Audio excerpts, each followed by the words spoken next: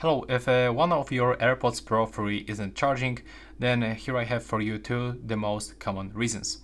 So the first one, dirty contacts. When you take a look inside this charging case, as you can see over here, we can find a charging contacts. This is something that you can also find on each AirPod, and you have to make sure that it's clean over here, but also inside the case.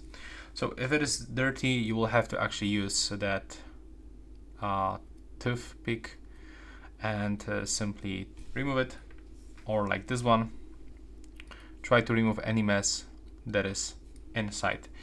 But also sometimes improper sitting. You have to make sure that the earbud is fully seated in the charging case, just like so. Sometimes when you just move them a little bit or raise them with your finger, or something goes between the case and the earbud, it's not gonna charge them. So this is the most common reasons, and let me know if it helps you.